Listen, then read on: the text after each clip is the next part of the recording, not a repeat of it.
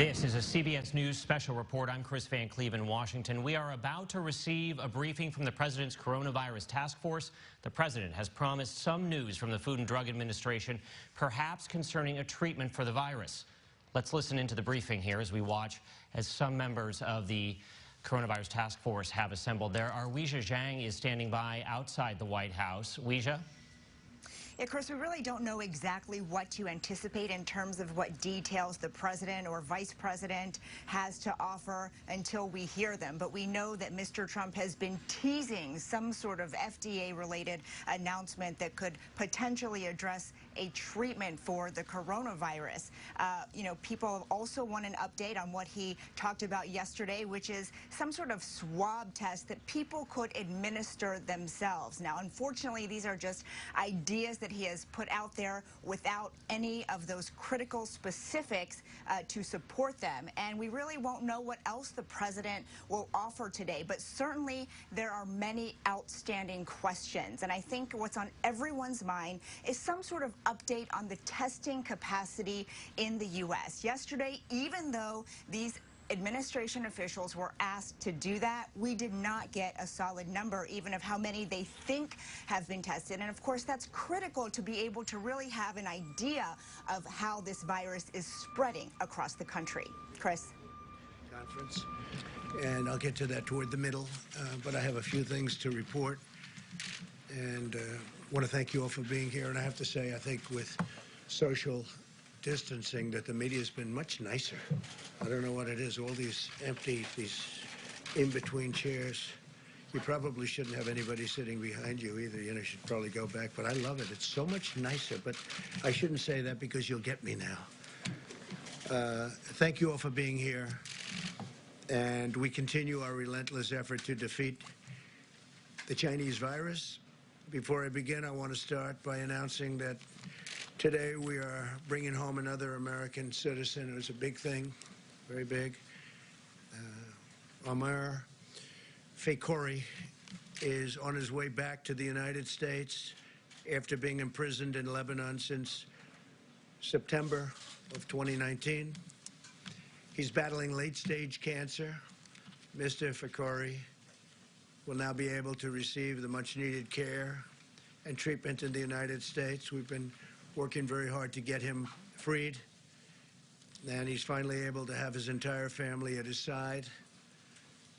So I'm very grateful to the Lebanese government. They worked with us, and we are very proud of his family. They stood by him so strongly, and they are thrilled. The United States has no higher priority than the safety and well-being of our citizens. We've gotten a tremendous number of hostages out, as you know. I think we're 42-0, and Robert O'Brien, as you know, was our chief negotiator for a large part of it. In fact, did so well that now we have him in a different position. So I want to thank and congratulate Robert and his team, and I want to let everyone know that recovering Americans held captive and imprisoned abroad continues to be a top priority for my administration. We have one young gentleman, Austin Tice, and we're working very hard with Syria to get him out. We hope the Syrian government will do that. We are counting on them to do that. We've written a letter just recently, but he's been there for a long time, and was captured long ago. Austin Tice, his mother's probably watching, and she's a great lady, and we're doing the best we can. So Syria, please work with us, and we would appreciate you letting him out. If you think about what we've done, we've gotten rid of the ISIS caliphate in Syria. We've done a lot for Syria. We have to see if they're going to do this, so it would be very much appreciated if they would let Austin Tice out immediately. As you know, my administration is working every day to protect American people and the American economy from the virus. Yesterday, I signed into law a critical support for American workers, families, and small businesses. It's a big thing. We're providing sick leave and family medical leave to those affected by the virus, and more help is on the way as we speak. Our entire team headed by Secretary Mnuchin, is on the Hill. We're working with Democrats and Republicans, and there's a lot of goodwill going on. This was something that happened that was, some people would say, an act of God. I don't view it as an act of God. I would view it as something that just surprised the whole world. And if people would have known about it, it could have been stopped in place. It could have been stopped right where it came from, China. If we would have known about it, if they would have known about it. But now the whole world almost is inflicted with this horrible virus, and it's too bad. It's too bad, because we never had an economy as good as the economy we had just a few weeks ago. But we'll be back, and I actually think we'll be back stronger than ever before, because we learned a lot during this period of time. I also just invoked the Defense Production Act to help facilitate distribution of essential supplies if necessary. We're working with Congress to provide major additional relief to the workers, small businesses, and the hardest hit industries. We want to make sure that everybody is able to continue on, so that when we recover, all of these companies and these great businesses, both very, very small and very, very large, they're not going to be broken up, and you'd have to put them back together. That would take a long time, because we really believe in, I believe in the V curve. I believe it's going to go, when this is defeated, this hidden scourge is defeated, I think we're going to go up very rapidly, our economy, and get back to where it was and beyond. Today I want to share with you exciting progress that the FDA is making with the private sector as we slash red tape like nobody has ever done it before. Somebody was on yesterday on one of the networks and said that there's never been a president even close that's been able to do what I've done in slashing all of the red tape and everything to get very important things to the market, medical. So we slashed red tape to develop vaccines and therapies as fast as it can possibly be done, long before anybody else was even thinking about doing this. And as you know, earlier this week, we began the first clinical trial of a vaccine candidate for the virus, and that was launched in record time. It was just a few weeks, and that would have taken years to do, not so long ago. As we race to develop a vaccine, we're also pursuing antiviral therapies, and that's what really we're going to be talking to you about today. That's the purpose of being up here today.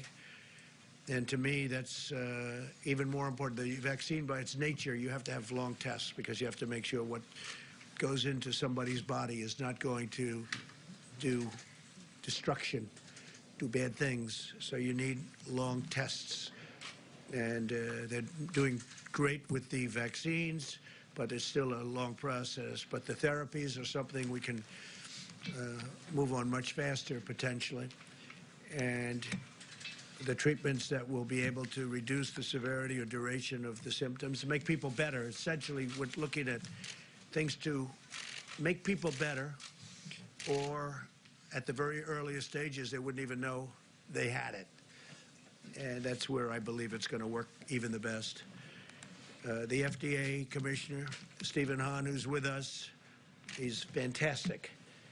And he's been working 24 hours a day. He's been, he's worked like probably as hard or harder than anybody in the group, other than maybe Mike Pence or me. And what the FDA is doing is incredible. They've done things in times that were not even thinkable. And I've directed the FDA to eliminate outdated rules and bureaucracy, so this work can proceed rapidly, quickly, and I mean fast. And we have to remove every barrier. There were a lot of barriers that were unnecessary. And they've done that to get the rapid deployment of safe, effective treatments. And we think we have some good answers. We'll find out very, very soon. Clinical trials are already underway for many new therapies, and we're working on scaling these to allow many more Americans to access different drugs that have shown really good promise. We've had some really good promise. We will do so in a way that lets us continue to collect good data to know which medicines are safe and which medicines are working the best. We have a couple that we're in really good shape on, and that's for immediate delivery. Immediate, like as fast as we can get it. The FDA has also approved compassionate use for a significant number of patients. You know what that means. We're also reviewing drugs that are approved abroad or drugs approved here for other uses. And, you know, one of the things that I'm most proud of that I got was right to try. That's where somebody who's ill, somebody who's very sick, terminally ill usually, in past administrations, we signed this a year and a half ago. You wouldn't be able to even think about getting any of the drugs that may be showing great promise now. And they've been trying for many decades to get this approved. And it sounds simple, but it's not, because there's liability involved and lots of other things. And I was able to get it approved working with Congress, right to try. This is beyond right to try. What we're talking about today is beyond right to try. Right to try has been, by the way, a tremendous success. People are living now that had no chance of living, where we take treatments that would, things that would have to go through years of a process. And if somebody was terminally ill, and I would say, why wouldn't they be able to try this? They'd go to Asia, they'd go to Europe, they'd go all over the world to try and find something. Or some people, if they had no money, would go home to die. They'd go home to die. They had no hope. Right to try has been an incredible success. But this is beyond right to try. If treatments known to be safe in Europe, Japan, or other nations are effective against the virus, we'll use that information to protect the health and safety of American people. Nothing will stand in our way as we pursue any avenue to find what best works against this horrible virus. Now, a drug called chloroquine, and some people would add to it hydroxychloroquine. So chloroquine or hydroxychloroquine. Now, this is a common malaria drug. It's also a drug used for strong arthritis. Somebody has pretty serious arthritis. Also uses this in a somewhat different form. But it is known as a malaria drug, and it's been around for a long time, and it's very powerful. But the nice part is it's been around for a long time.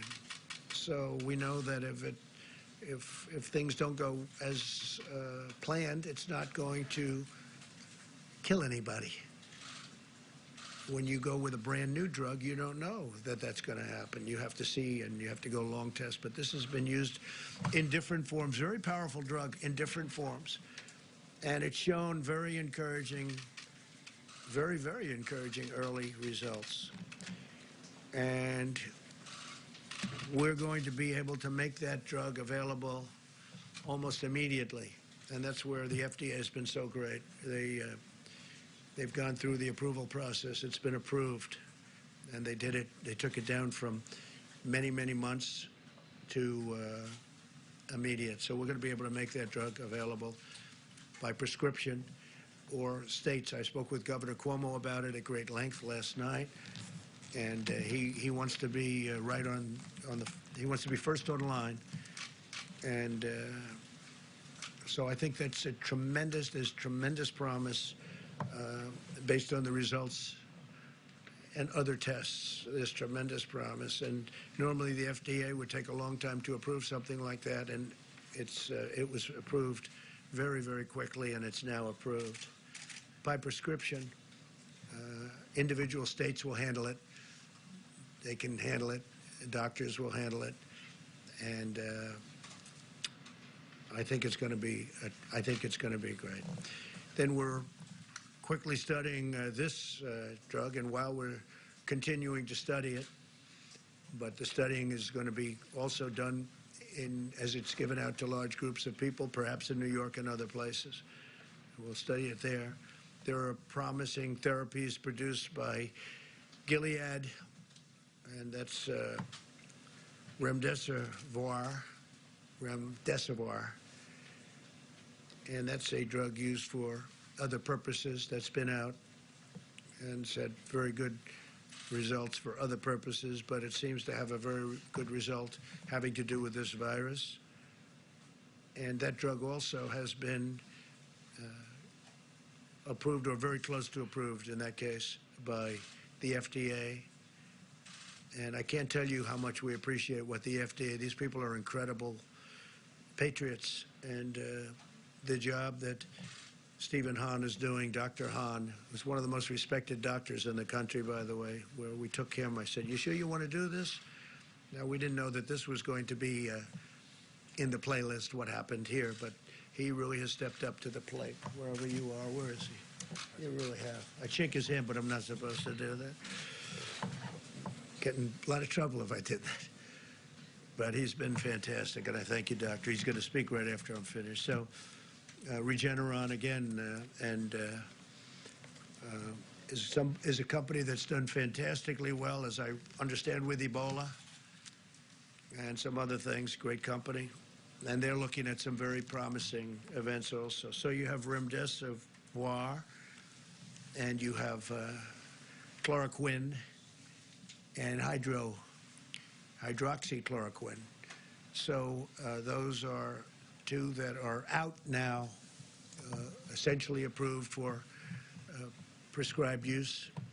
And I think it's going to be very exciting. I think it could be a game changer, and maybe not. But I think it could be, based on what I see, it could be a game changer. Very powerful. They're very powerful.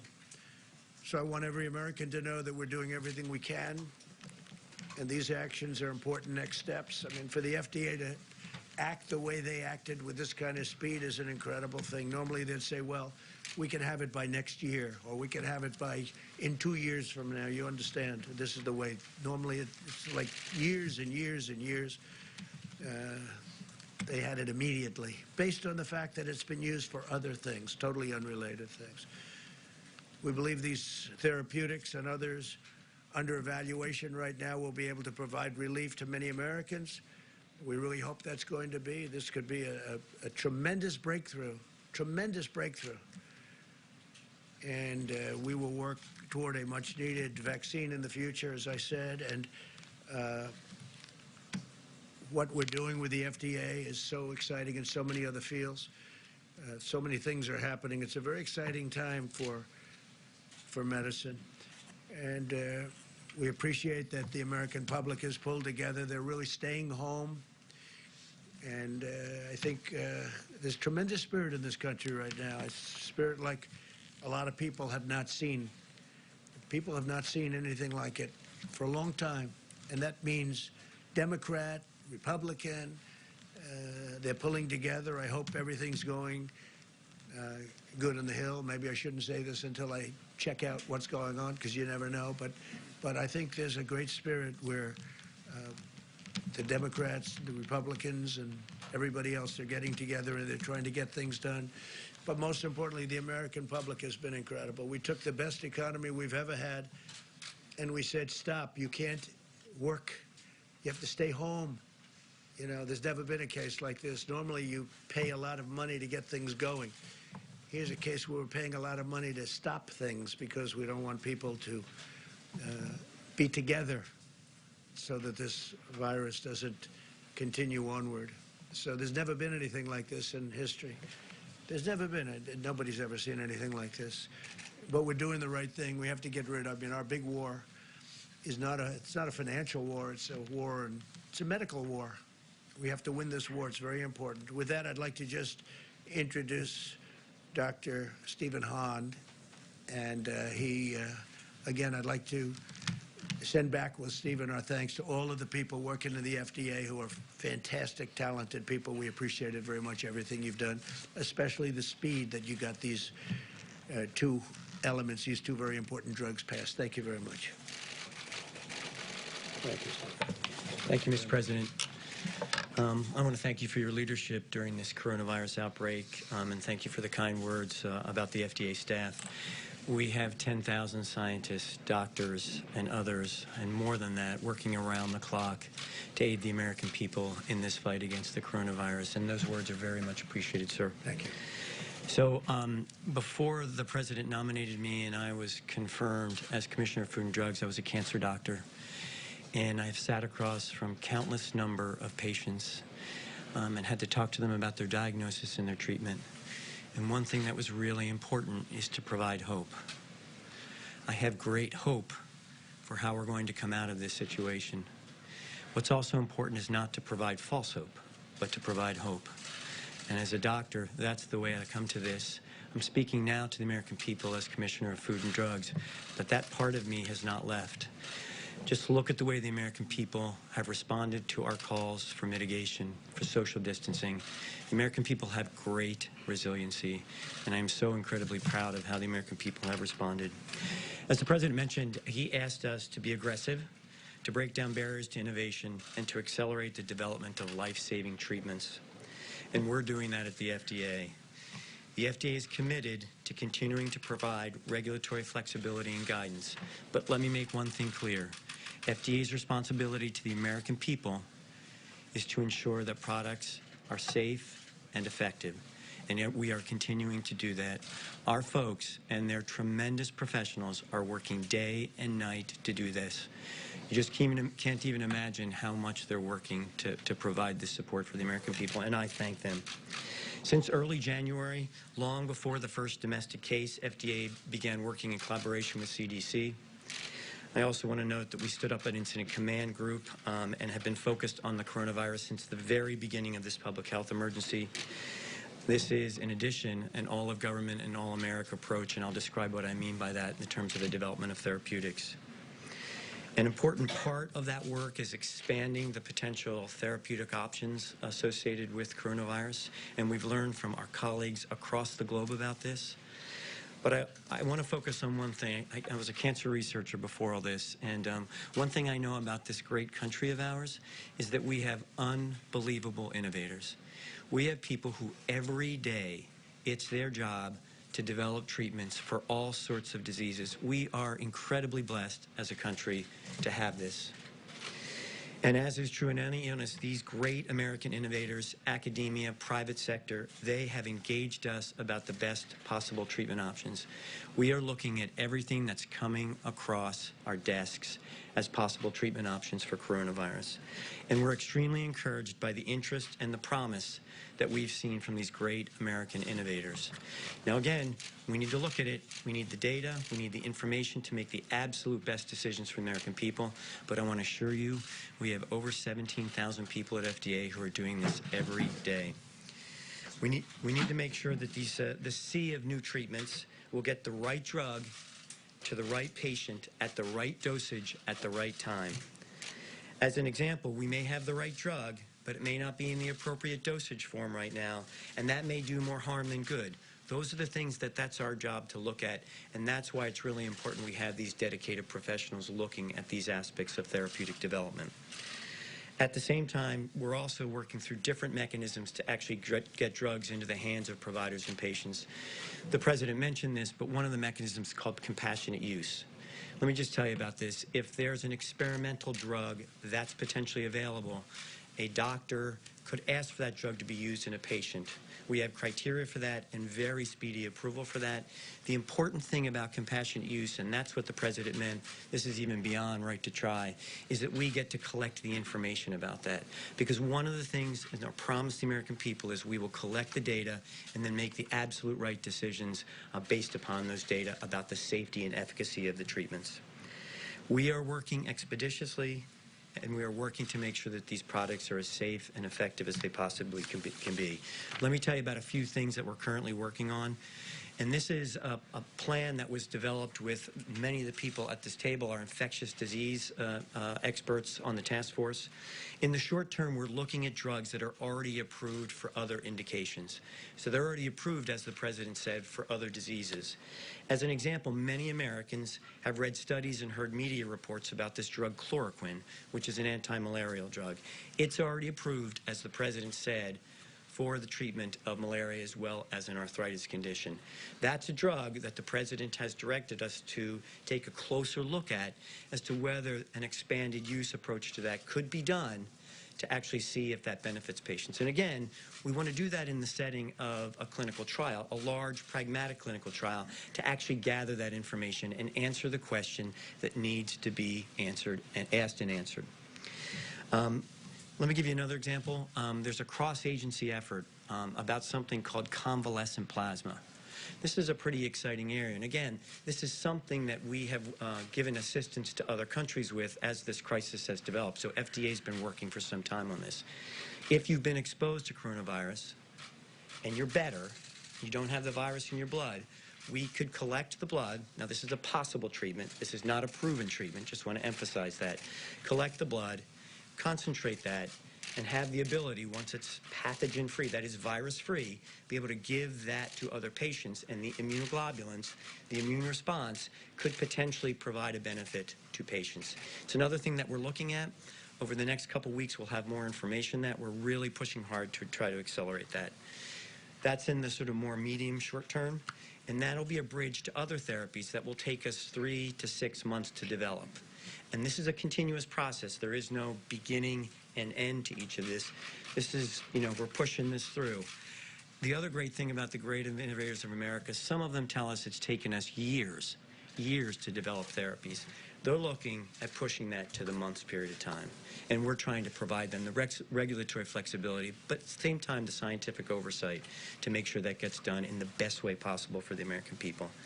The president mentioned that there is a vaccine trial currently being performed. It's a phase 1 trial, so it's the earliest study that gets done. We expect that to take 12 months to get depletion to actually a time where we could approve a vaccine. But these are all things to bridge to the prevention part of this with a vaccine. It's exciting work, and the president is right. This is record time for the development of a vaccine, and impressive public-private partnership.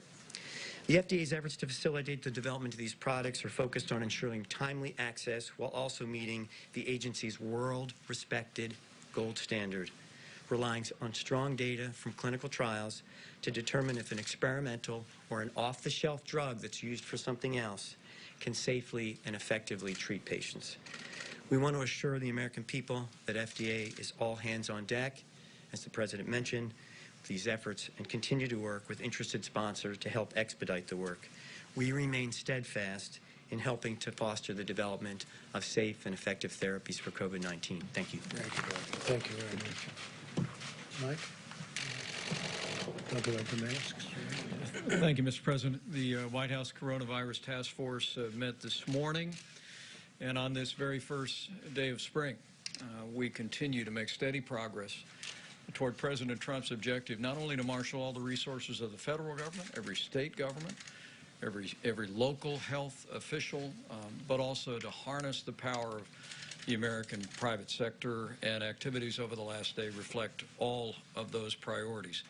Yesterday, the President spoke with America's top physicians and nurses and garnered helpful insights about how we can best serve those who are serving Americans that are dealing with the coronavirus. We also had a productive call with over 5,000 state and local officials explaining the federal government's approach and our strong and seamless partnership with all 50 states and the territories.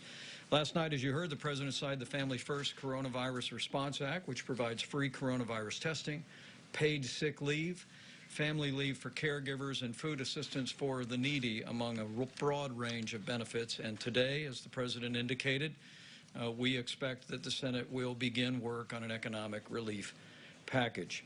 Later today, the President and I will meet again in a teleconference with the nation's governors. We will meet at the National Response Coordination Center at FEMA and outline President Trump's decision to have FEMA take the lead in our national coronavirus response. Our nation's response through FEMA will be locally executed, state managed, and federally supported. On testing, we want the American people to know once again that testing is available in all 50 states and is becoming increasingly available literally every hour of the day.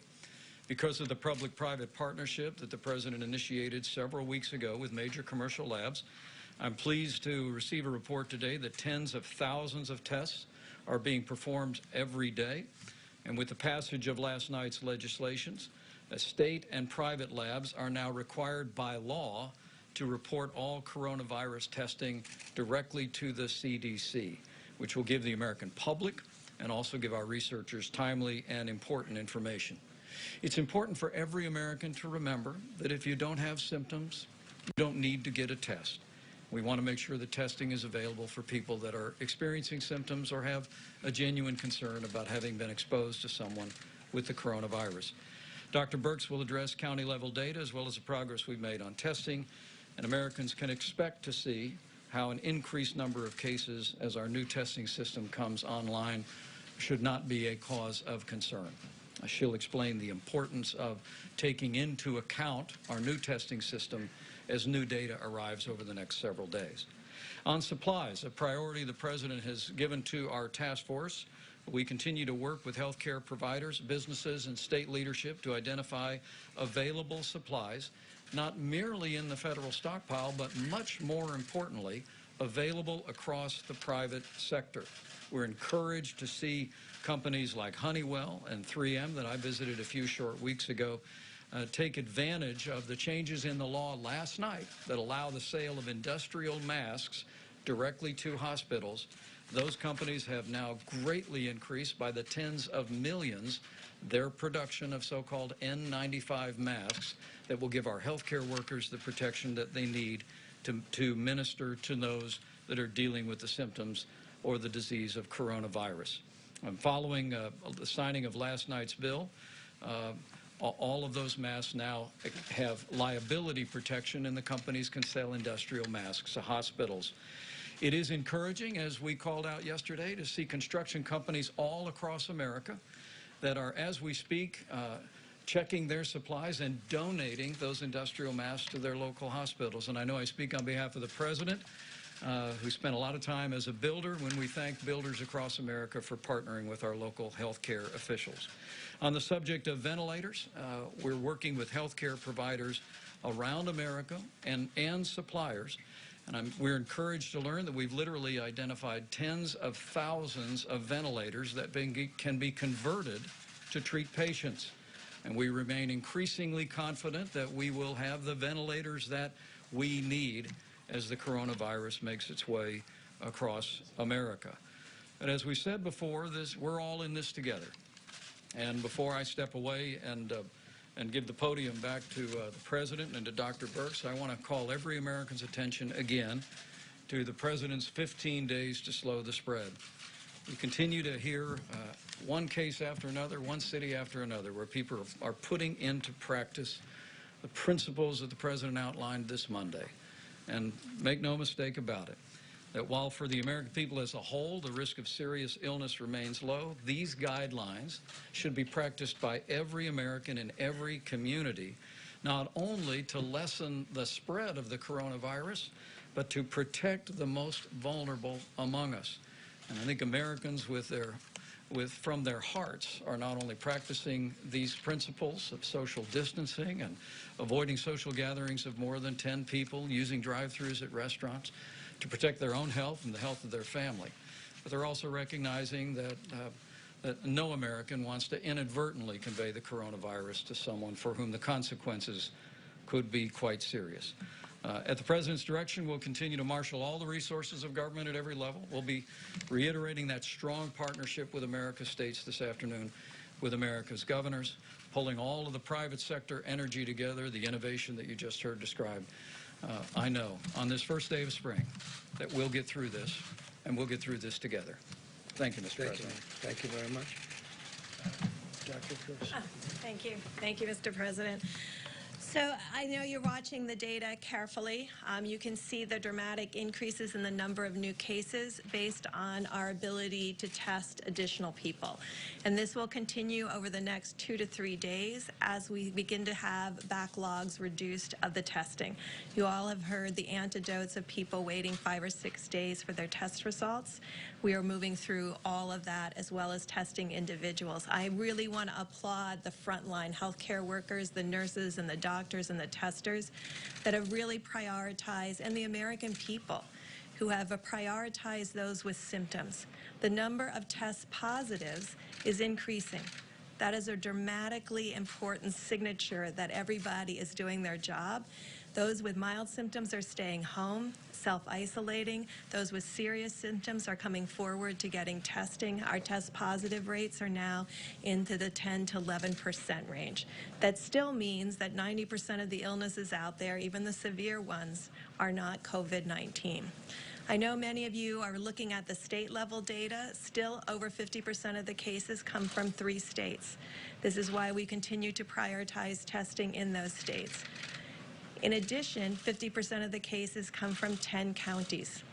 We're a very large country with very many counties, and I just want to applaud the local and state governments that are implementing their emergency operations centers and plans to ensure. I want to also really thank the healthcare workers that have been asked to reduce all elective surgeries, medical, and dental visits. This will dramatically increase the number of ventilators that are available in hospitals, but also in ambulatory surgical centers that can be converted and utilized. And also to the construction industry. We are deeply grateful the number, as Vice President said, the number of individuals have come forward with their construction masks, their booties, their Tyvek suits, and their masks to contribute them to the healthcare sector. The President's request to make this available in the legislation changes the ability and increases our availability immediately by the 75 to 90% range because of the amount of construction use of those elements. Thank you. Thank you, Doctor, very much. Jerome, please. Thank you. Thank you, Mr. President, Mr. Vice President. Today, you heard a wonderful announcement from the FDA, and I just want to give a shout out to Steve, Dr. Hahn, and the folks at the FDA where several hundred of my Commission Corps officers work. You're right, Mr. President. They are tireless. They're doing things that have never been done before to bring the most prudent advances to the American people. But I want to talk about something different briefly. We know many of you are home practicing the President's guidelines for social distancing. But one thing we should all consider, especially our millennials and Gen Z, is donating blood. As an anesthesiologist who still practices at Walter Reed taking care of our wounded warriors and our soldiers, I know donated blood is an essential part of caring for patients, and one donation can save up to 3 lives. Blood centers are open now and in need of your donation.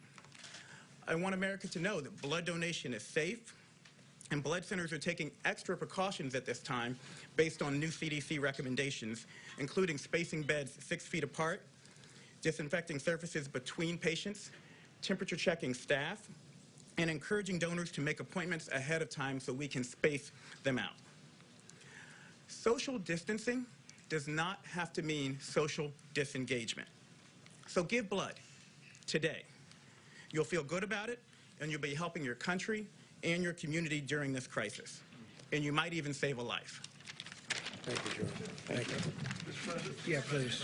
Go ahead, Jim. Mr. President, switching to the efforts to boost the economy with the measures before Congress, will you guarantee that the money, the billions, the tens of billions of dollars, hundreds of billions of dollars even, that's going to go to these industries will not go to executive bonuses or to more stock buybacks?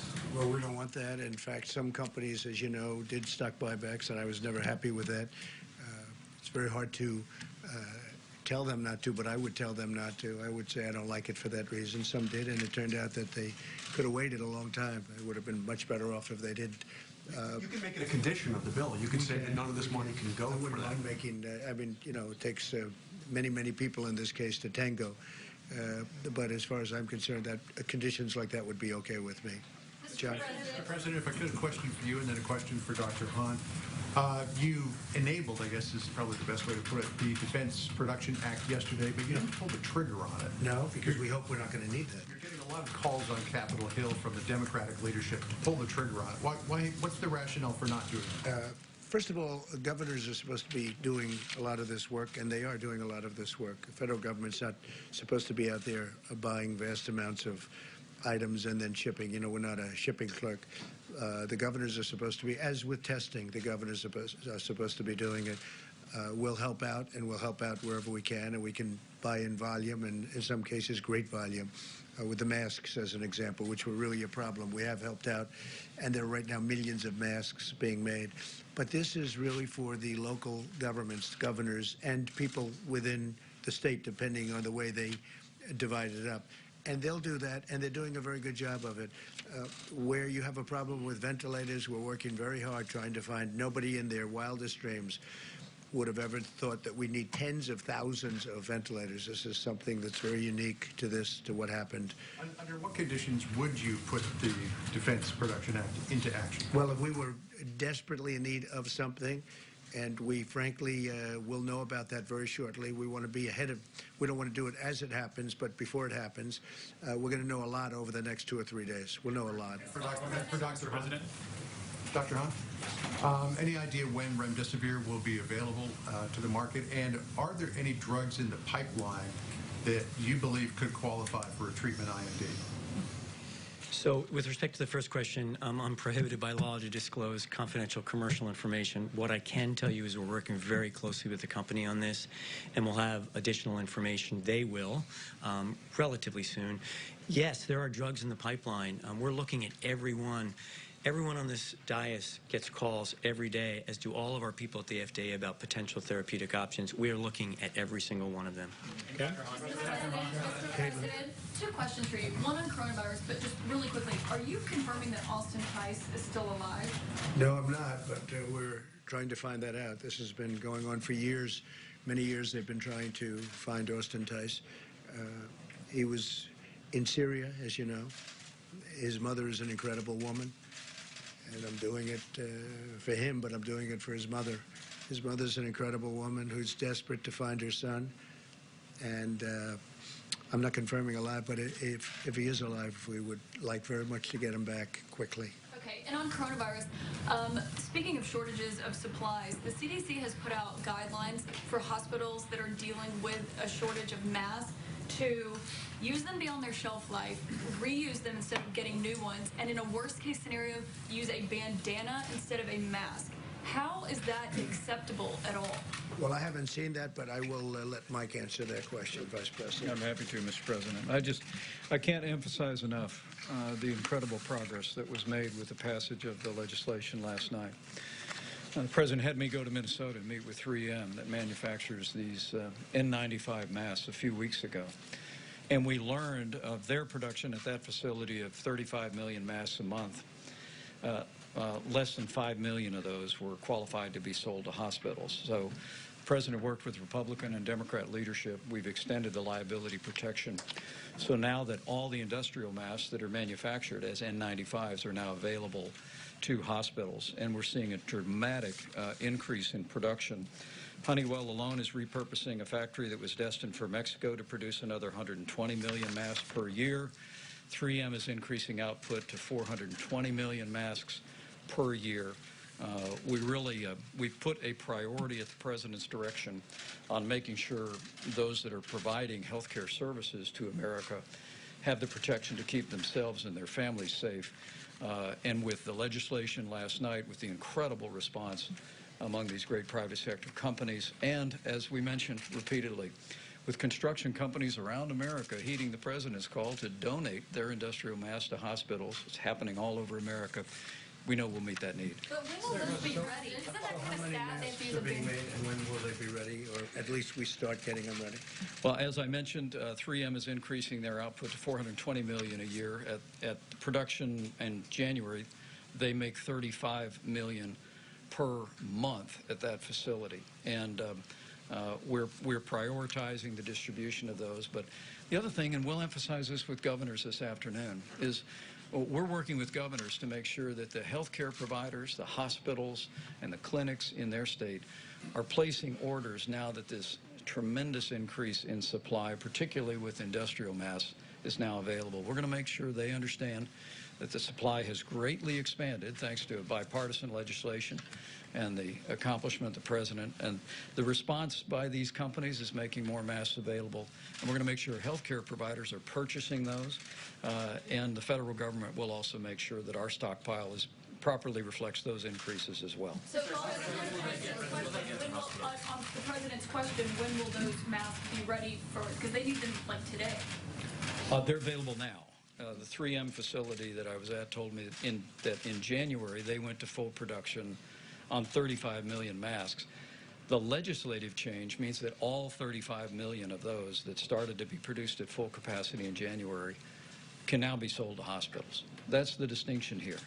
It's a very important change, and it's part of the way the president has been engaging the private sector, pushing the kind of regulatory reform and the kind of liability reform that has greatly expanded the availability of masks. So they're in the marketplace now. We're going to make it clear to governors, as we made it clear to healthcare providers in conference calls yesterday, that those resources are now there. We've vastly increased the supply of medical masks, and we're going to continue to put a priority on making sure that we're calling on industry at every level, calling on major suppliers that the president met with this week to make sure that those personal protective equipment are there. Some of that had to do with the liability to the company.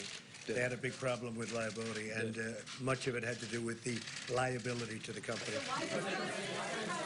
Mr. President, thank you. Two for you and one for Dr. Hahn. The American Hospital Association just told NBC News that they need $100 billion in order to address shortages in equipment and other infrastructure there. You just signed two legislative packages. They say it didn't directly give money to address this issue. Why not? And will you commit to making sure we're looking at that issue directly with them, and that's a separate issue, but we're looking at that issue very directly. Will you make sure and we're looking at it very directly. Well, we're going to do our best on it, but we're working with Democrats and Republicans on that. We're looking at that very specifically. Can you bottom line people, when can Americans expect their lives to go back to normal? Will that not happen until there's a vaccine? I hope very soon. We'll see. This is uncharted territory, as you know. We think we have ideas. It doesn't help to say what the ideas are. I would hope very soon. We've pulled together as a nation. People are, for the most part, doing what they're supposed to be doing. The social distancing is very interesting, a whole new term that's become it's become somewhat of a hot term, but people are listening, and they're really doing a great job. This country is an amazing country. I think you're up to 141 different countries right now, so it's very uncharted territory. It could have been stopped. Could have been stopped pretty easily if we had known, if everybody had known about it a number of months before people started reading about it. You said you didn't. Excuse me. Before we started reading about it, it could have been stopped in its tracks. Unfortunately, they didn't decide to make it public, but the whole world is suffering because of it. You did say a few days ago, though, you did have a sense that this was a pandemic that was coming. So why was the United States not prepared with more testing? We were very prepared. The only thing we weren't prepared for was the media. The media has not treated it fairly. I'll tell you how prepared I was. I called for a ban from people coming in from China long before anybody thought it was. In fact, it was your network. I believe they called me a racist because I did that. It was many of the people in the room. They called me racist and other words because I did that, because I went so early. So when you say we weren't prepared, had I let these tens of thousands of people come in from China a day, we would have had something right now that would have been, you wouldn't have even recognized it compared to where we are. How many people have passed away? How many people have died as of this moment? You could multiply that by a factor of many, many, many. So when you say that I wasn't prepared, I was the first one to do the ban. Now other countries are following what I did. But the media doesn't acknowledge that. They know it's true. They know it's true, but they don't want to write about it. Yeah, go ahead. For you, and then one for the medical professionals. I wanted to just follow up on John and Caitlin's question. So it's not just masks. Doctors are saying now that they are desperate for other personal protective gear, gloves, other equipment. Governors are saying that they don't have access to respirators, and they're terrified. What is your reticence about invoking Governors the are Defense supposed to Production get Act? it. The states are supposed to get it, but we're helping the states. Well, look, for years they bought them, and now all of a sudden they're coming to the federal government. We're working with the states. We're working with the governors. We're working with everybody. The relationships are great. One of the things that happened this morning, I spoke with Mickey Arison of Carnival Cruise Lines, and he's going to make ships available. So in addition to the big medical ships that you have coming, if we should need ships with lots of rooms, they'll be docked at New York and Los Angeles and San Francisco, different places. So I want to thank Mickey Arison. That's Carnival Cruise Lines. What is your reticence about invoking the Defense Production Act? I've done it. But you've said that you don't I've done want it, yeah. If we find that we need something, that we will do that. And you don't know what we've done. You don't know whether or not we've ordered. You don't know if we've invoked it. You don't know what's been ordered, what's not been ordered. I can only tell you that, as an example, masks. Nobody ever heard of the number of masks that's been ordered. They're being made now, and many are available now. But people, I think, in the media probably don't know that. Go ahead, behind. Thank you. Could you explain the gap for the American people and what you're saying here today about there being tens of thousands of tests available, about how there being a huge amount of masks available, and what we're seeing on the ground, which is really the opposite of that? People are saying that they can't get tested even when they have symptoms. People are saying that doctors are telling us they don't have access to vital equipment. Can you explain that gap?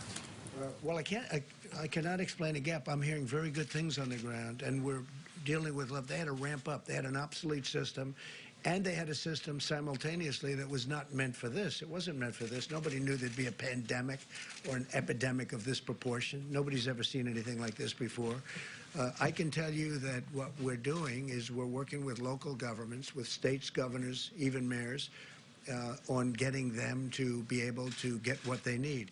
And the system is starting to work out very well. But we had to break a system, like breaking an egg, because the system we had was obsolete and didn't work. And that was a system we inherited. And now we have something that's really been very good and certainly going to be great for the future, too. Yeah, please.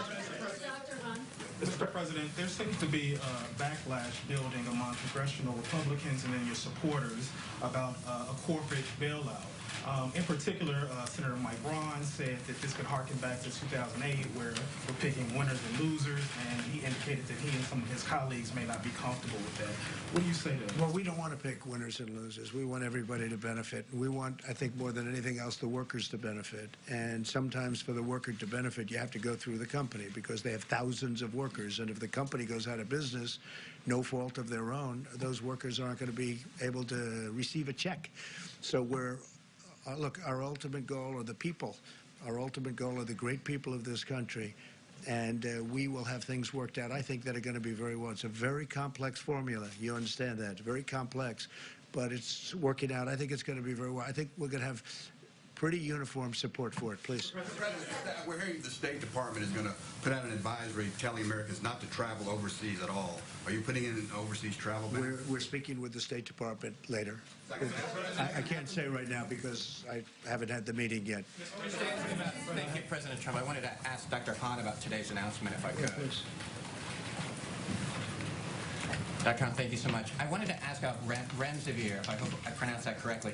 Can you say, is it currently approved for use on the virus? So Remdesivir, and it's a drug made by Gilead, that's been in the press. It is currently in clinical trials here and around the world.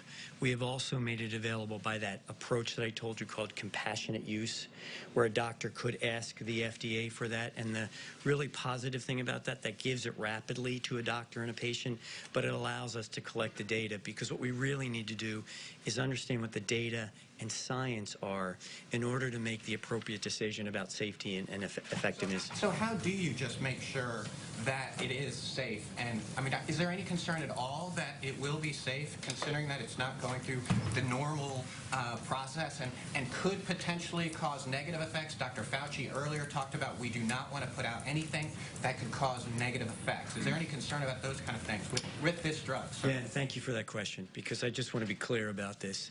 Remdesivir is going through the normal process. We are using our internal processes at FDA to set up with the company the protocols to actually collect the data. And you're right, we need to actually know about the safety and the effectiveness, and that's done through the clinical trial process. So it's those data that are going to inform the decisions that are ultimately made about safety and efficacy. This is an unprecedented situation. This is a really significant time. And one thing that, with the President's leadership, FDA has done is said, okay, how do we approach these extraordinary times with extraordinary measures, knowing that we have a sacred trust with the American people about safety and efficacy, but still at the same time enable these treatments to get into patients? And that's what we're doing. Mr. President, one for you and one for the doctors. How likely is it that the 15-day guidance that you have put through will be extended? I can only tell you on the 14th day, and we'll have to see. We'll have indications later on. Dr. Birx indicated that there are 3 states and 10 counties, if I got that right, where 50% of the cases are focused. Should those areas be doing more measures such as shelter in place? I think they actually are doing a lot. I mean, I know New York is working very diligently, been very strong. I assume San Francisco is one of the areas, and Los Angeles, and state of Washington, obviously, that's one that has to be up there. They're all working very hard to quarantine, or words just about the equivalent of quarantine. What is your plan, sir, for government workers? Are you moving for the government as well to start doing more teleworking? We are, and we're using the medical term of telemedicine, and it's been incredibly busy, and really, where people don't have to, I mean, some people can't do it anyway. They can't get up, they can't see a doctor. But we're using this, and it's been telehealth, different names, and I will tell you that it's been really successful. It's helped a lot of people out where they don't have to, and they can't, and even from a safety reason, if they are positive, if they are feeling poorly, they can't do it, or we don't want them transmitting anything to anybody else. Mr. President, if I could, on China, they reported for the first time since the outbreak no new cases over a 24-hour period. Do you have any reason to disbelieve them? And second to that, the National Security Council yesterday put out a tweet very critical of the Chinese government, saying the Chinese Communist Party suppressed initial reports on the Chinese virus and punished doctors and journalists, causing Chinese and international experts to miss critical opportunities to prevent a global pandemic. Could you expand? Well, it would have been much better if we had known about this a number of months earlier. It could have been contained to that one area in China where it started. And certainly the world is paying a big price for what they did, and the world is paying a very big price for not letting them come out. Everybody knows that. We all know that. As far as believing what they're putting out now, I hope it's true. Who knows? But I hope it's true. I really do. Quickly, a question for you, and then also for the doctor, if possible. You've been talking about China quite a bit, and you've been talking about the Chinese virus, how if you had heard about this on day one and had more information, possibly you could have stopped it. Big difference. Are you thinking about any types of repercussions for China, and are you also rethinking sort of the supply lines for our manufacturing industry? I don't want to comment on that right now. Yeah. President, I have a question for you and also a question for Dr. Birx. American workers across the country are losing their jobs at an unprecedented rate, and your former economist said we could see some of the worst job numbers ever. Is the government prepared to see this spike in unemployment? Worst case scenario, you would have terrible job numbers. If we can get this thing wrapped up and finished earlier, things will go very nicely. And one of the things they're working, as you know, one of the elements that is being worked on very much so in the Hill is to keep the jobs going, so that when we do get rid of the virus, we're going to be able to just really, I think, go like a rocket. I think the economy is going to be fantastic. Now, when he said that, he was using that as the ultimate bad outcome. I don't think anybody believes that's going to happen. Go ahead. Members of Congress are now being tested positive for. Members of Congress are now being tested positive for coronavirus, and you have almost 24 who are self-quarantining. Do you have any guidance for Congress? Should they? I know all of them, and I don't know if they're sitting like you people are sitting. You're actually sitting too close. You should really, we should probably get rid of about another 75, 80% of you. I'll have just 2 or 3 that I like in this room. I think that's a great way of doing it. We just figured a new way of doing it, but you're actually much too close. You know, you two, you should leave immediately. But look, I know all of them. They tested positive. Hopefully they're all going to get better. And it's one of those things. It's Congress, you know. It's one of those things. Should they keep going to the Hill, or should they? Well, I don't think they're going to the Hill. I mean, I know some where they tested positive. They're in quarantine, and I know Lindsay and many others they didn't test it, but until they got the result, they put themselves in quarantine. A number of people in Congress right now are in quarantine. They don't know the results. When they get the result, they'll either stay there and get better, because people get better. I mean, most people are getting better. Most, by far, the people, you get better. Doesn't mean it's not a tough one. It is a tough one. But no, when they, many people in Congress have felt not perfect, or they met somebody that wasn't perfect. It turned out to be positive, and they've put themselves in quarantine. Now, I think Congress has behaved unbelievably well in that regard. Mr. President, on the stimulus, sir, given what is happening to the economy, do you think $1 trillion stimulus is enough? We'll know about that later on. We'll see what happens. It depends how long. So much depends on what's going on in this room in terms of the medical.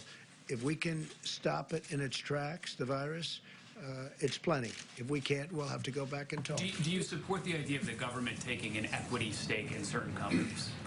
I do. I really do. Which companies are you? I'm not going to say, but I think so. Look, people are coming in for money. In some cases, no fault of their own, but in some cases where they did certain things over the course of the years, including buying back stock. You know, they bought back stock and they paid a high price for it, as it turned out.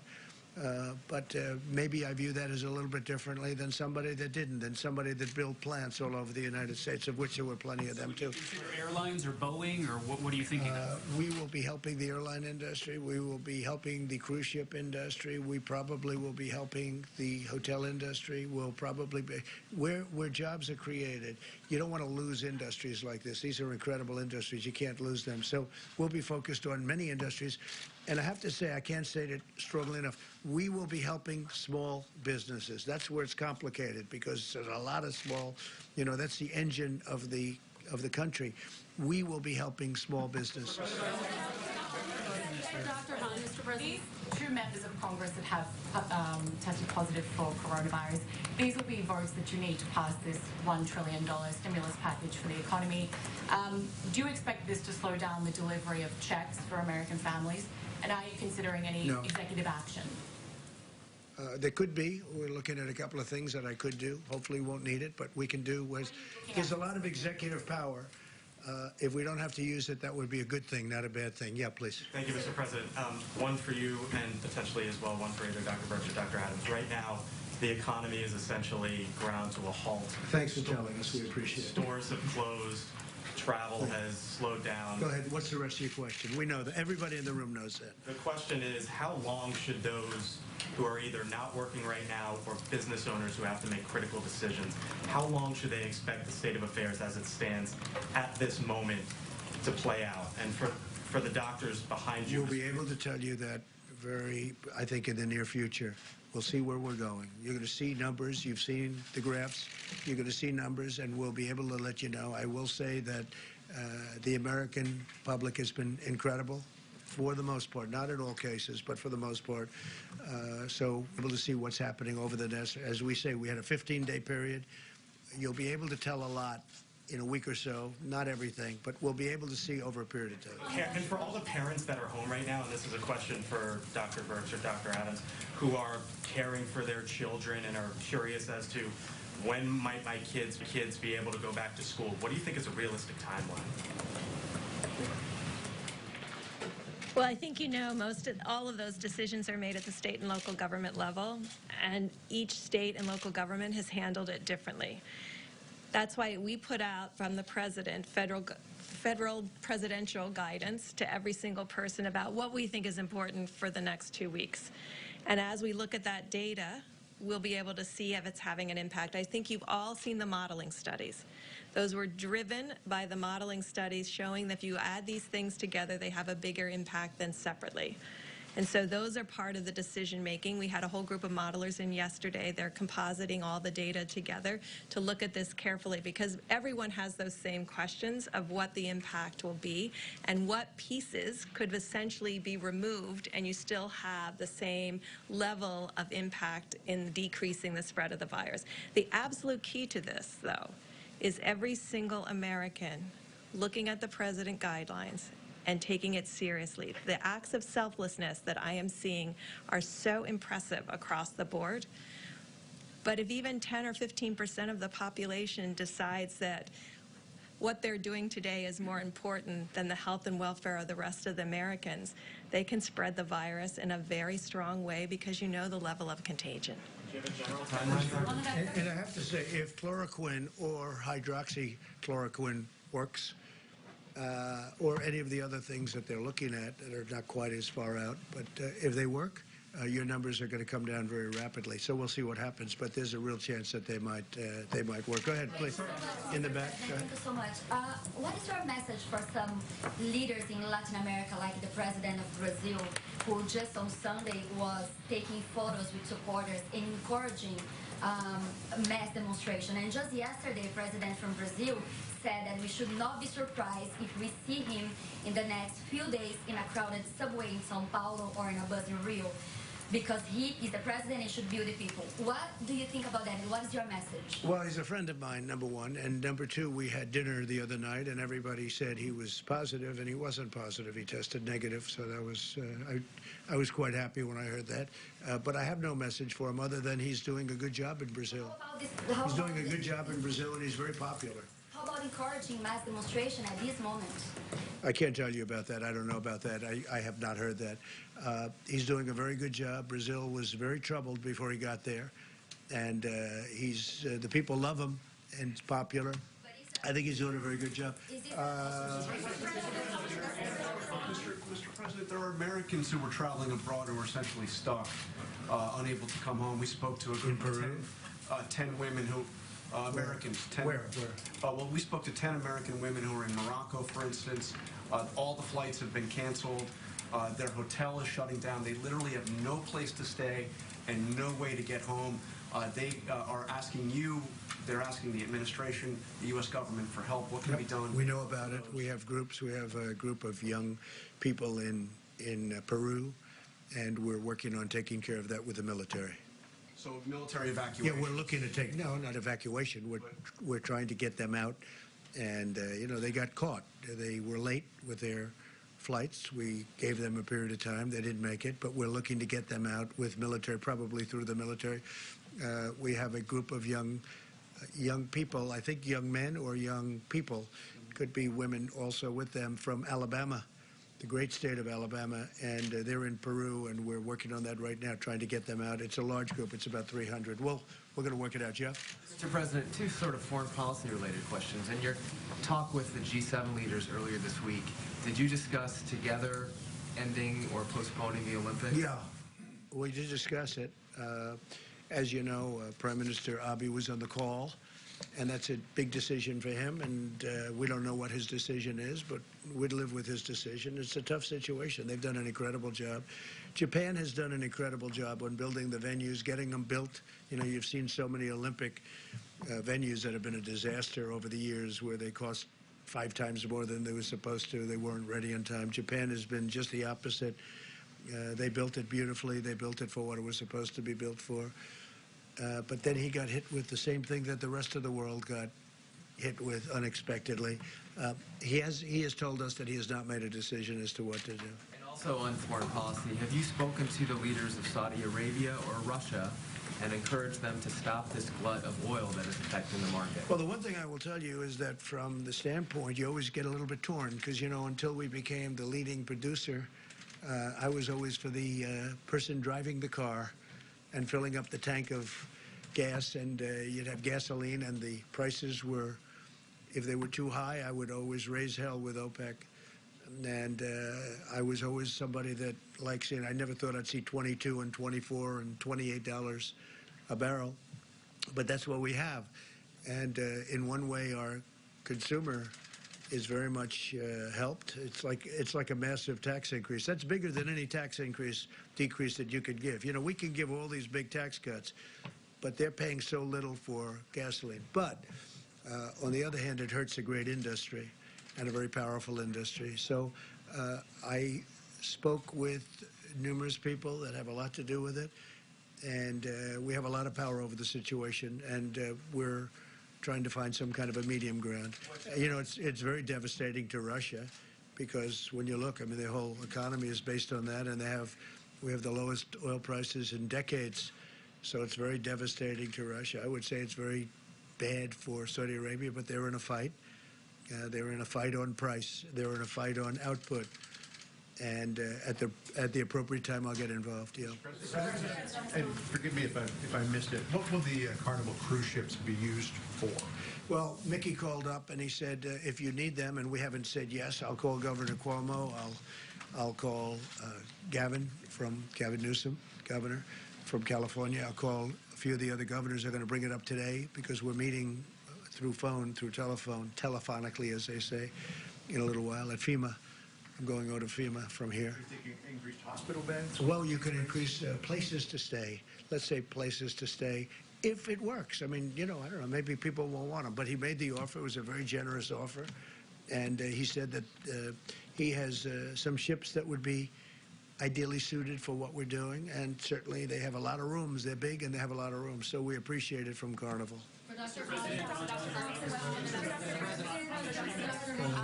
what point in the future will any American who wants a test be able to get a test? Because you're talking about not needing a test right now if you're not showing any symptoms, but a lot of not needing the test, or only getting tested if you're showing symptoms. But a lot of this. Well, no, you should only get. You should. I didn't have any symptoms and I got a test, but I got a test because you people were driving everybody crazy. So that's the only reason. I had no symptoms, but I had a test. And my doctor told me, don't get it, you don't need it. Everybody said you don't need it, but I had to do it because the press was going crazy. And then after I got it, they said, you shouldn't have gotten it, you had no symptoms. You know, the whole thing. So in other words, if you get it, it was no good. But I'm a unique case, unfortunately. But no, people that don't show symptoms and people that have doctors that say they shouldn't get it, I would rely on that. Yeah, I would rely on that. Mr. President, thank you. Mr. President, thank you. I have two questions. Do you consider the term Chinese? OAN. Yes, sir. Very good. Thank you very much. You treat me very nicely. Do you consider the term Chinese food racist because it's food that originates in China or it has Chinese? No, I don't think it's racist. I don't think it's racist at all. On that note, major left-wing news media, even in this room, have teamed up with Chinese Communist Party narratives, and they're claiming you are racist for making these claims about Chinese virus. Is it alarming that major media players just to oppose you are consistently siding with foreign state propaganda, Islamic radicals, and Latin gangs and cartels, and they work right here at the White House with direct access to you and your team? It amazes me when I read the things that I read. It amazes me when I read the Wall Street Journal, which is always so negative. It amazes me when I read the New York Times. Is not even, I barely read it. You know, we don't distribute it in the White House anymore, and the same thing with the Washington Post. Because, you see, I know the truth. And people out there in the world, they really don't know the truth. They don't know what it is. They use different slogans and different concepts for me almost every week, trying to catch something. Last week it was, oh, chaos. You see me, there's no chaos. I have no chaos. I'm the one telling everybody to be calm. There's no chaos in the White House. We have unbelievable professionals. It's really, I mean, I think I came up with the term. I hope I came up with the term, but it is fake news. It's more than fake news. It's corrupt news. They write stories without calling anybody. They write a story today. I had a couple of stories where they never call me, ever, that I know of. At least nobody tells me. They'll write a story about me without even asking my opinion on something. It's totally fake. I've never seen, I mean, there is a story in the Wall Street Journal today about, about how we've done a phenomenal job on this. The governors, even Gavin Newsom, who, I'm usually fighting with over the fires, and I think you should do a different kind of a job in the forests and lots of things. We argue a lot.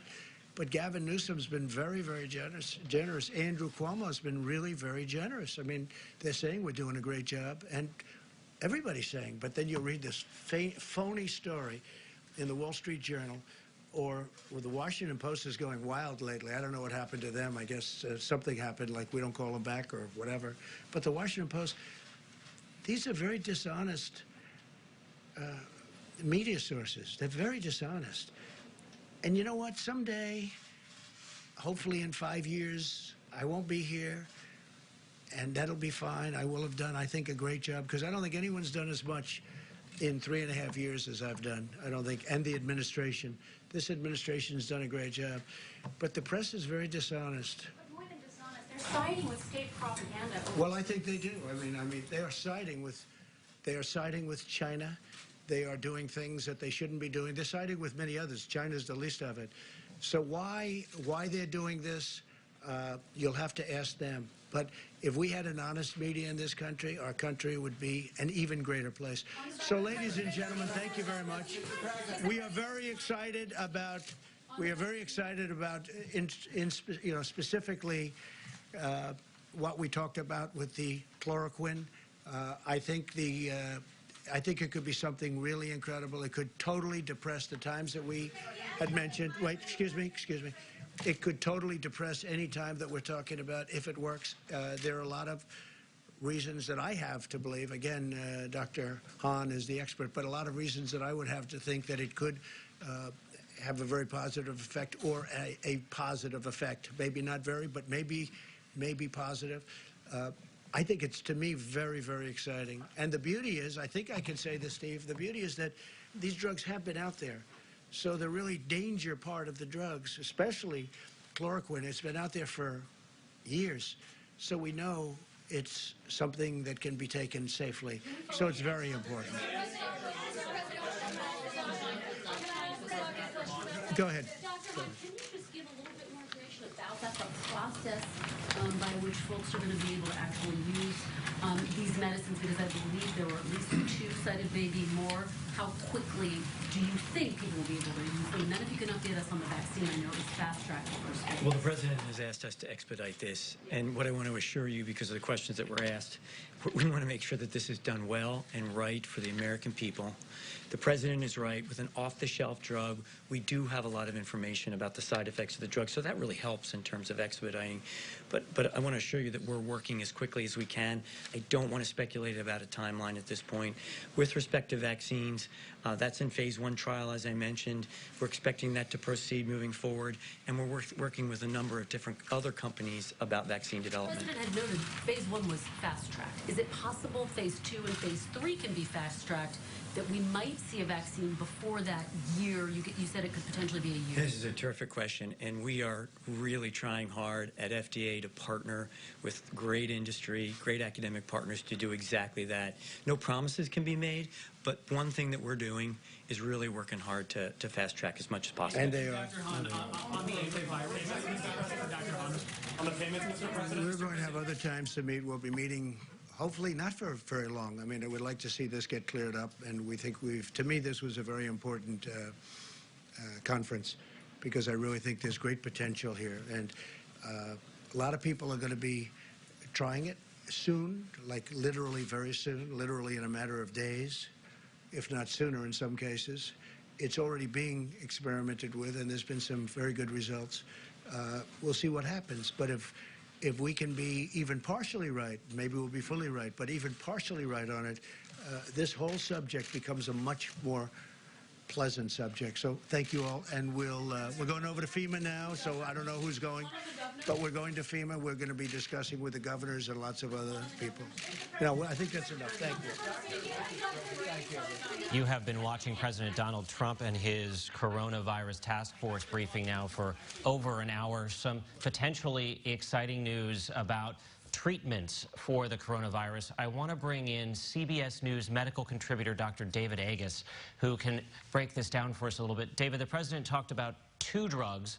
One is often used or commonly used to treat malaria. That's in a tablet form, I understand. The other sounds like it might be in IV. Can you walk us through what this means for the average American and who should get this, who may have access to these drugs, and when? All great questions. Hydroxychloroquine is a derivative of chloroquine. Chloroquine was approved by the FDA, I think, in the 1950s for malaria. Hydroxychloroquine is a slightly safer version of it, and it's oral pills. It can treat malaria, and it's also, importantly, improved for rheumatoid arthritis.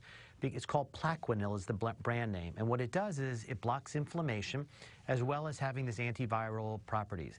It had been used in trials in Asia as well as the United States, and certainly has shown activity. And so it will be used in people who are symptomatic. The question is, using it sooner. The problem is it takes 4, 5, 6 days sometimes to get a test result back. I've been talking to both the FDA commissioner and the White House about trying to push people to use it earlier. As soon as you think there are symptoms, I'm pushing the White House to try to push people to use this early in that regard. Doctor, if I can just stop you there for one second. Should our healthcare workers, particularly vulnerable population, should they just be on this drug? Well, there's another class we call post-exposure prophylaxis. So people who think they were exposed, which are lots of healthcare workers, which are family members of people who are known positive. In that case, I'm a believer that we need to use drugs to prevent the spread. And while the data isn't there yet, the clinical trials are ongoing. Again, I think we have to push earlier. We have no choice. I mean, we're at war here. We have no more ICU beds. Healthcare personnel are getting this disease in very large numbers, and we have to take action. So I am a believer, yes, and I had talks till late last night with the White House about this, and we are pushing them aggressively. Remember, there's another drug called remdesivir, which is an IV drug, which is, again, showed tremendous activity in terms of bringing down the viral load in patients.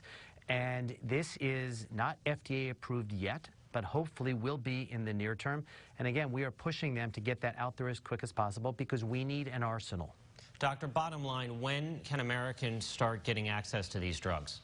Well, hydroxychloroquine is in pharmacies now, and we should have access to those drugs today. And so the approval from the FDA may take a little bit of time, but we as physicians can write prescriptions for them today, and I think physicians should. And so we have to step up and take some risk. I mean, the downside of is these are very non-toxic drugs. The downside is people get this disease, it spreads, and obviously death is a complication of the virus. We have to do all we can and be aggressive in terms of using preventive strategies. Dr. David Agus in Los Angeles, thank you, sir. We want to go to White House correspondent Weijia Zhang now. Weijia, the president, there are some mixed messages it sounded like here. The president very optimistic about perhaps shortening the duration of this coronavirus outbreak. The FDA commissioner a bit more guarded on his timeline. Well, Chris, the president said that we're going to be able to make that drug available almost immediately, and the FDA commissioner, Stephen Hahn, walked that back a bit. He wanted to be a lot more cautious to say that, yes, these were approved to treat other illnesses like malaria and Ebola, but they are still in clinical trials when it comes to the coronavirus. And as Dr. Agus was just saying, yes, doctors can prescribe it and ask for it based on what's known as compassionate use, but it's case by case. As far as for the general public, Hahn really wanted to make sure people understood there could be other risks. They really want to study this. It's still in a trial, and he would not commit to any time frame. He said he wanted to offer hope, which he has, but not false hope, and that's while these trials continue. Chris? Weijia, thank you. White House correspondent Ben Tracy is in the briefing room. Ben, you asked about stimulus money, and the bill we've talked about could be $1 trillion. Does it need to be bigger? And what did we learn from the president about how he sees this perhaps working? Well, yeah, the action on the stimulus is on the other side of Pennsylvania Avenue right now, where Congress is trying to work through the details of this. It's been floated as a $1 trillion stimulus, but what I asked the president was, at this point, with the economic carnage that we are now seeing in this country, is $1 trillion enough? And the president said, we don't know yet. We have to work through this. I also asked him if he supported the idea of the government taking equity stakes in certain companies that might fail without the help, and he said, I do, I really do. And I believe this is the first time that he's acknowledged that. That will be somewhat controversial, because if you remember back in 2008, there was a lot of criticism of the government basically picking the winners and losers, who was going to survive what we now know as the Great Recession. Chris? Ben, thank you. We want to go back to Dr. David Agus now. And Doctor, wanted to ask you about compassionate use and what that means and who that might apply to. So I think it's a critical question. Compassionate use applies to remdesivir, which is a drug that is not yet on the market and is being considered by the Food and Drug Administration, the FDA. Hydroxychloroquine is on the market, so the use of that is available today, and it is not through compassionate use. And Doctor, I think a lot of people watching this are sitting there wondering, you know, my mother, who is a senior citizen, should I have her call her doctor and get her on this drug protectively? That is the key question, and the answer to that is we just don't know yet. Initially, we're going to use the reserves we have for the people who have known exposures and the people who have symptomatic disease now. My hope is it does expand even further. Dr. David Agus in Los Angeles, thank you very much. Our coverage will continue on our 24-hour streaming network, CBSN. You can watch it at cbsnews.com or our CBS News app. There will be more on your local news station on this CBS affiliate. And tonight on the CBS Evening News, this has been a CBS News special report. I'm Chris Van Cleve, CBS News, Washington. For news 24 hours a day, go to cbsnews.com.